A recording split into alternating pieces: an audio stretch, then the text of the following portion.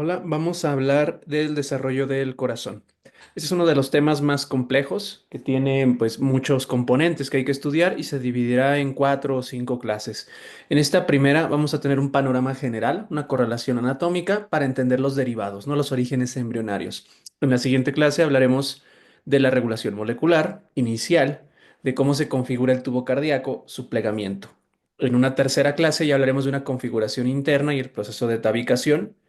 En una cuarta hablaremos de cardiopatías congénitas y en una quinta mencionaremos las malformaciones vasculares más comunes, arteriales, venosas y linfáticas. Si además de esto ya hay temas explicados sobre el desarrollo de arterias y de sistema venoso y linfático. Entonces vamos a comenzar. Y bueno, aquí en esta explicación, este esquema igual lo tienen ya en el comentario fijado, lo pueden descargar para que les sirva, ¿no?, de referencia. Bueno, aquí nosotros vamos a explicar primero el componente anatómico y de ahí vamos a pasar al componente embriológico. ¿Sí? Entonces, ¿para qué? Pues vayamos entendiendo las estructuras primero ya formadas y luego cómo se originan. Si hago aquí una pequeña corrección, no, sí está bien. Ok, entonces, vamos a hacer aquí un esquema del corazón.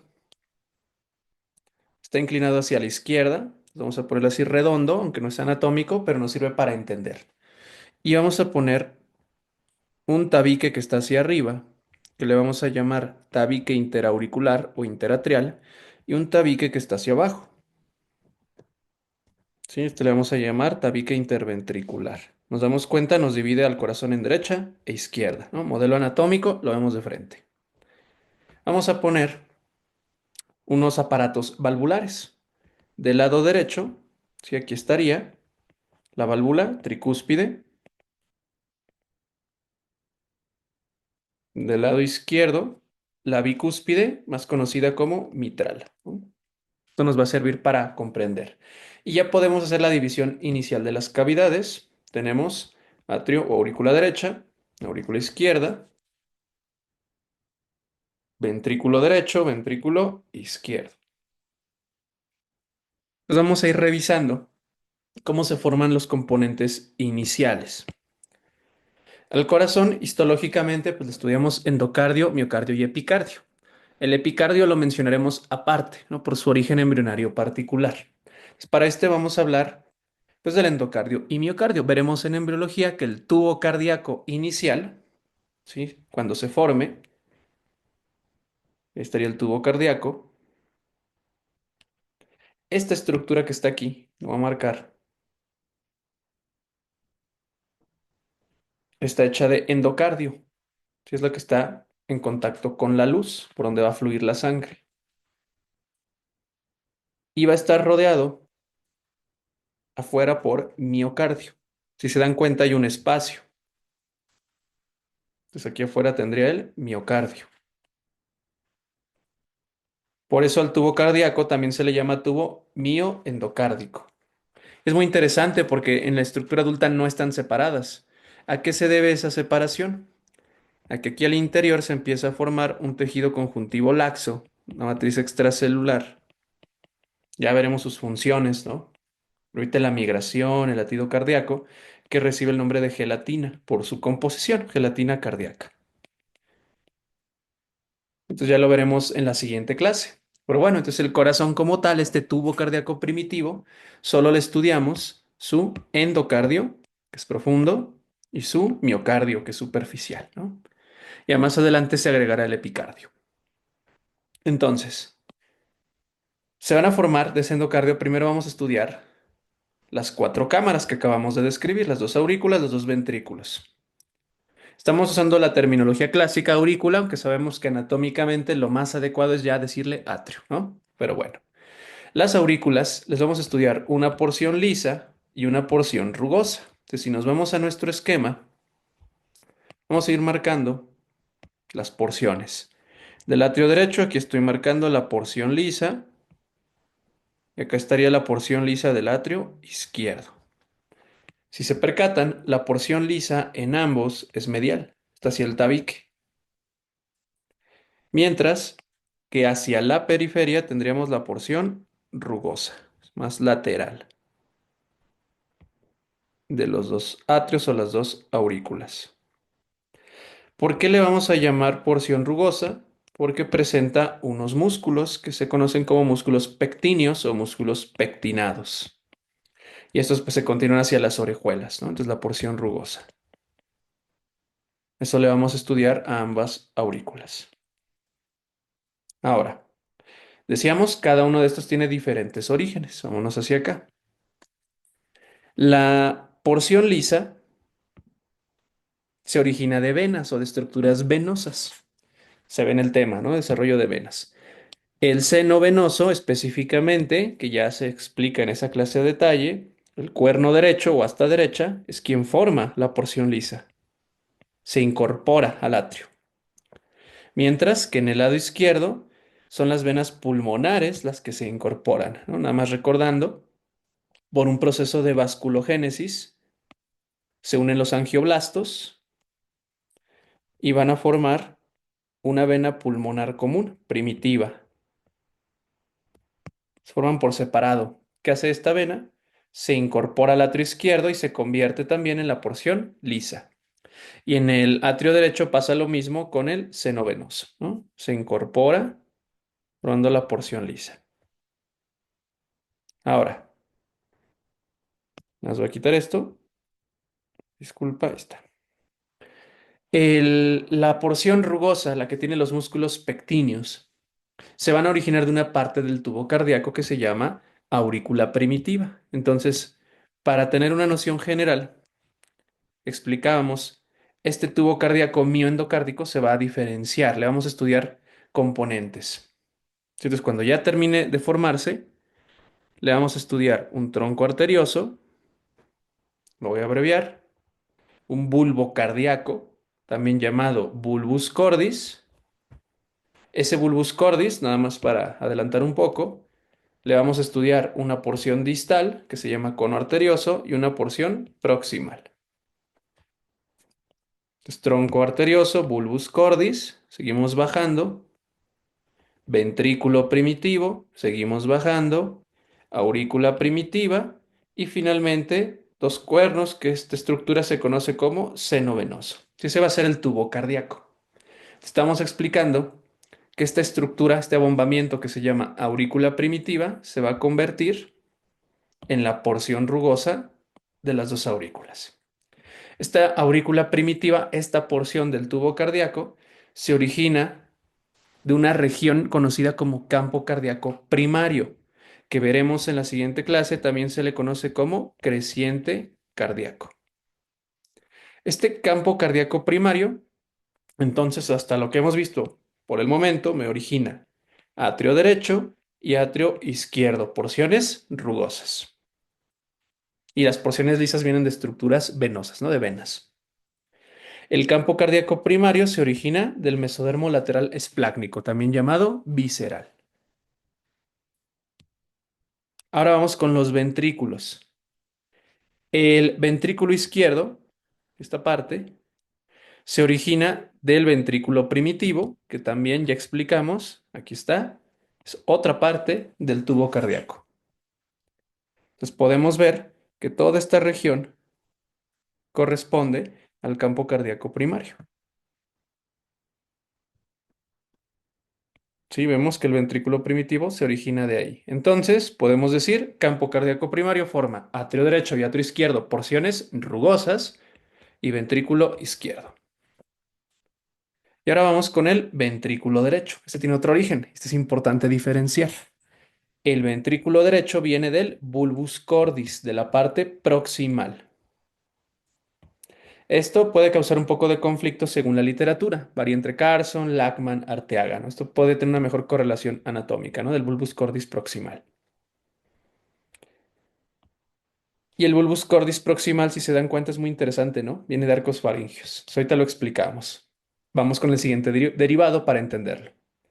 Ya tenemos cuatro cámaras. Ahora, tractos de salida y raíces de salida. ¿Qué es eso? Entonces vamos a entender aquí en el esquema del corazón. ¿Quién sale del ventrículo derecho? Sale el tronco pulmonar.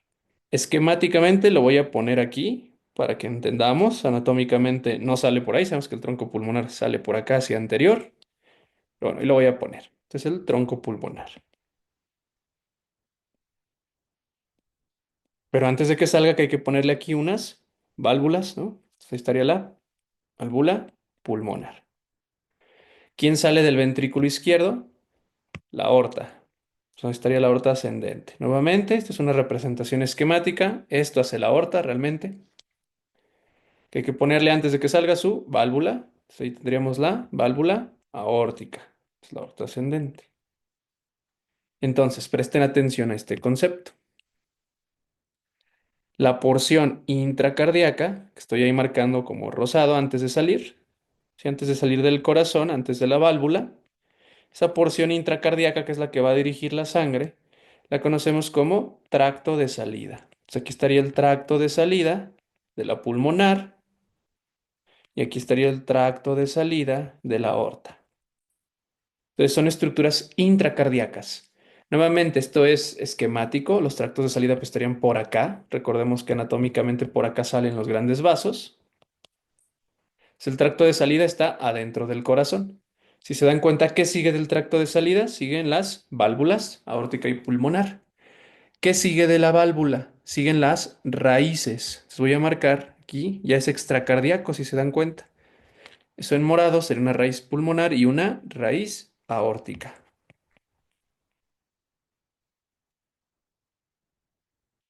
Sí, entonces, tracto de salida, válvula, raíz. Y luego ya como tal el vaso. Tronco pulmonar, aorta ascendente. Entonces, esto me refería a tractos de salida y raíces con este concepto. Si se dan cuenta, los tractos de salida y las raíces, aórtica y pulmonar, tienen dos orígenes embrionarios. Uno es el tubo cardíaco, bulbus cordis distal y tronco arterioso. Bulbus cordis distal y tronco arterioso. Y el otro, las crestas troncoconales, que en un momento explico. Ahora, esta región del bulbus cordis y el tronco arterioso son el campo cardíaco secundario. Entonces me regreso. Tronco arterioso, bulbus cordis son el campo cardíaco secundario. Decíamos que el campo cardíaco primario venía del mesodermo esplácnico, el secundario no. El campo cardíaco secundario viene del mesodermo paraxial, también llamado somítico, específicamente de los arcos faringios 1 y 2. Eso es lo que plantea Carson. Entonces, nuevamente, el campo cardíaco primario viene del mesodermo esplácnico, me formaba atrios y ventrículo izquierdo. El campo cardíaco secundario viene del mesodermo paraxial, específicamente de los primeros arcos faringios, 1 y 2, y me va a formar ventrículo derecho y tractos de salida.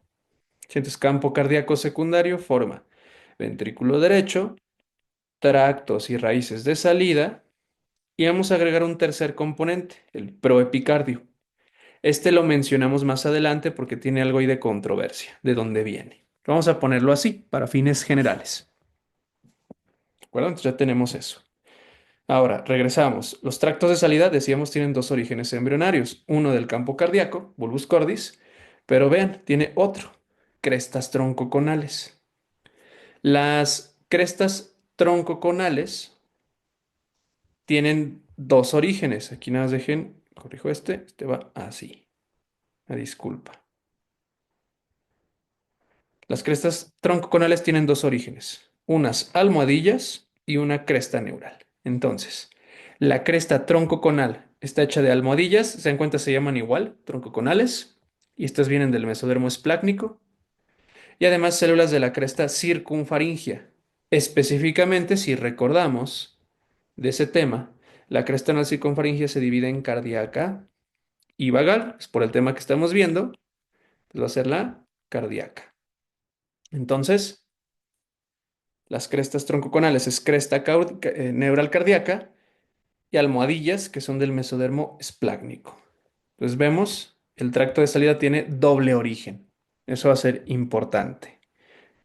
Ahora podemos relacionar con cresta neural. Si hay alteraciones en la cresta neural, por ejemplo, puedes tener alteraciones del tracto de salida. Por ejemplo, en síndrome de George, donde se afecta, entre otras, la cresta cardíaca. ¿Qué más le estudiamos al corazón? Seguimos con los tabiques. Son dos, interatrial, interventricular. Si nos damos cuenta, los tabiques se dividen en una porción muscular y una porción membranosa. De hecho, como está aquí con letra, nos ayuda a entender más o menos cómo se organiza.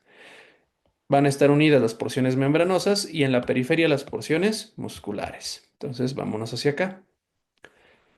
Tabique interatrial,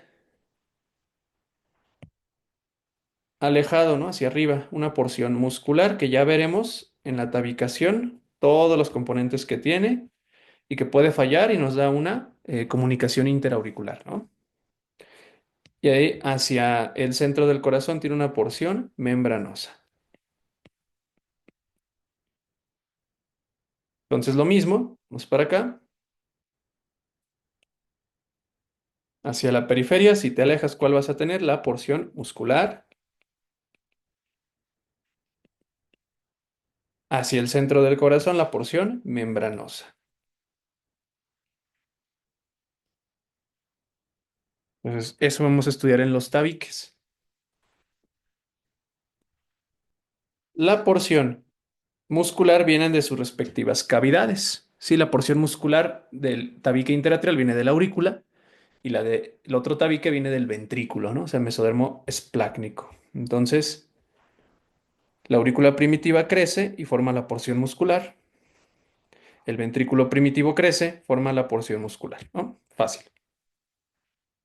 En la embriología es muy sencilla. Luego, aquí está lo complicado, ¿no? Porción membranosa. La porción membranosa del tabique interatrial se origina de unas almohadillas que se llaman atrioventriculares, ¿no? AB. Y estas vienen del mesodermo lateral esplácnico.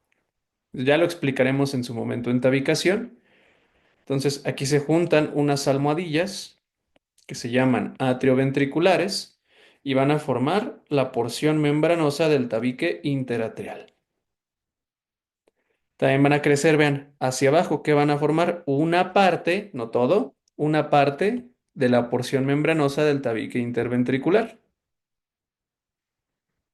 Entonces, interventricular, porción membranosa, una parte de esas mismas almohadillas y la otra de las crestas troncoconales, que ya explicamos que las crestas troncoconales, acá están, ¿sí? Tienen, perdón, las crestas troncoconales acá tienen mesodermo esplácnico y cresta neural. Entonces, de una vez podemos adelantar. Se juntan unas células aquí en el centro, formando las almohadillas atrioventriculares, almohadillas endocárdicas, forman la porción membranosa del tabique interatrial y forman una parte de la porción membranosa del tabique interventricular. Luego migran otras células que se llaman crestas troncoconales y completan el tabique. Es una pregunta de examen: ¿cuántos orígenes embrionarios tiene el tabique interventricular? La respuesta correcta tiene 3. ¿Por qué? La porción muscular viene del ventrículo primitivo, de los ventrículos, ¿no? Es mesodermo esplácnico. La porción membranosa tiene dos orígenes embrionarios y es la que más falla en una comunicación interventricular. Se origina de las almohadillas atrioventriculares y se origina de las crestas troncoconales. ¿Sí? Entonces tiene 3 orígenes. Sé que está un poco complicado, lo vamos a ir repasando constantemente este tema. Ahora faltarían las válvulas. Las válvulas, pues tenemos 4, ¿no? Las AB o atrioventriculares, que son la tricúspide y la mitral, y las semilunares, que son la pulmonar y la aórtica, ¿no? O aparato aórtico. Entonces, las atrioventriculares se originan de las almohadillas endocárdicas atrioventriculares, que es mesodermo esplácnico. Regreso a este esquema, ya lo vimos.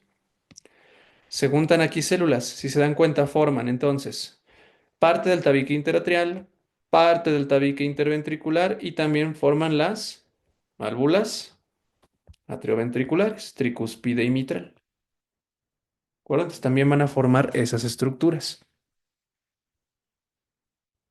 En cambio, las semilunares requieren de la cresta troncoconal, que ya explicamos. Las crestas troncoconales tienen almohadillas y ya decíamos, ¿no? También tienen cresta neural. Entonces, estas válvulas, la pulmonar y la aórtica, además de mesodermo esplácnico, tienen cresta neural. Nos damos cuenta entonces que la cresta troncoconal contribuye al tabique interventricular, porción membranosa, contribuye a los tractos de salida y las raíces, y contribuye a la válvula pulmonar y a la válvula aórtica.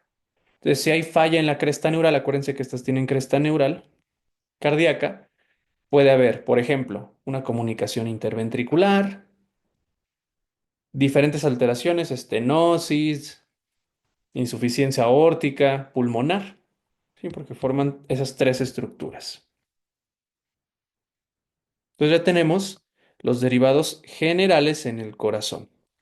Pero no es todo, pues como estamos explicando, hay otras estructuras asociadas. Aquí nada más hacer pues una mención. Algunas células del miocardio se diferencian para formar el sistema de conducción, lo que aquí tenemos. Son células miocárdicas especializadas, anatómicamente no se pueden distinguir. Habría que hacer estudios o histológicos o fisiológicos. Es el nodo sinusal, los haces internodales, el nodo atrioventricular, el haz de His, las fibras de Purkinje.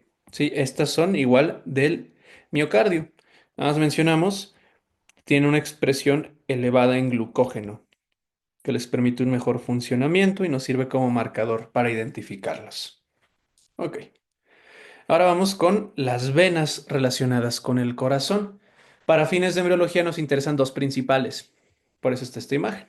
El seno coronario y la vena oblicua del atrio izquierdo, también llamada vena de Marshall, que es inconstante. Y que explicamos también en el tema de venas. Esta es una vista de la base del corazón. Vemos desde atrás, una vista posterior. Pues aquí tenemos el seno coronario, que está vena grandota, ¿sí? Y hacia acá en la orilla tendríamos la vena oblicua del atrio izquierdo,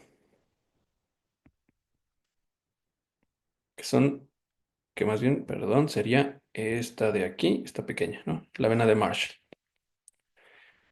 Las demás venas, por ejemplo, la vena cardíaca magna, las cardíacas mínimas, cardíacas menores, interventriculares, las otras venas del corazón se forman por un proceso de vasculogénesis, perdón, de angiogénesis, de ramificación. Las que nos interesan principalmente por ser las primeras son esas dos, el seno coronario y la vena oblicua del atrio izquierdo. Estas se originan del seno venoso, ¿sí? De ahí salen. Nada más recordando del tema de venas, el seno coronario viene del cuerno derecho y la vena oblicua de Marshall viene del cuerno izquierdo del seno venoso. Sí, que son parte del tubo cardíaco, mesodermo lateral esplácnico, principalmente. Ahora vamos con las coronarias. Vamos a recordar, aquí están, ¿no? La coronaria derecha, la pequeña coronaria izquierda, y el resto de ramas como las interventriculares, la circunfleja, las marginales, igual por un proceso de angiogénesis. Las arterias coronarias se forman por separado, ¿no? Que igual se explica esto en el tema de arterias. Está ahí la aorta, con sus senos de Valsalva, senos coronarios, perdón, senos aórticos, y las coronarias se forman por un proceso de vasculogénesis. Las células, los angioblastos, se forman por fuera, ¿no? Y se forma ahí un vaso. Igual acá se forma otro. Y se unen a la aorta. ¿Sí? Entonces en embriología decimos que las coronarias no salen, no se originan de la aorta, desembocan en la aorta. Las células de las arterias coronarias vienen del proepicardio. Ahora aquí entra la controversia. Algo que sí sabemos, se les preguntan en el examen, pues el proepicardio viene del campo cardíaco secundario. Pero aquí viene la duda, ¿de dónde viene las células específicamente del proepicardio? Si decimos que es campo cardíaco secundario, podemos decir, es que es mesodermo paraxial. Explicábamos previamente de dónde viene ese campo, ¿no? Mesodermo paraxial. No se especifica de qué arco faríngeo. O sea, ahí entra la duda.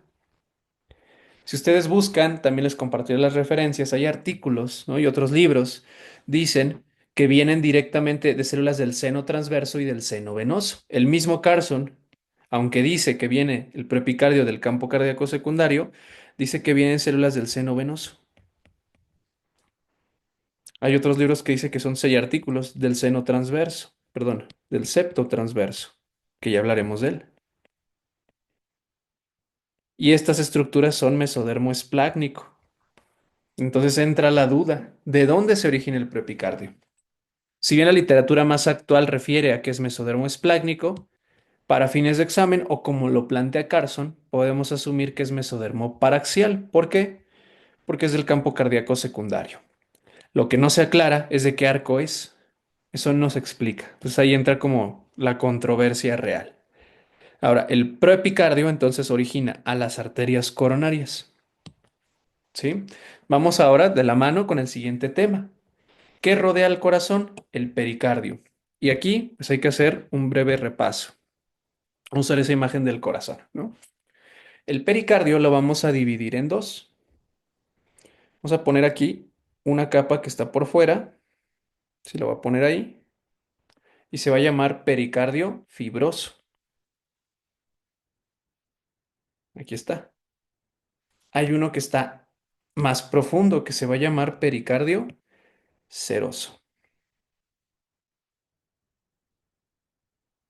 Les voy a ponerlo aquí.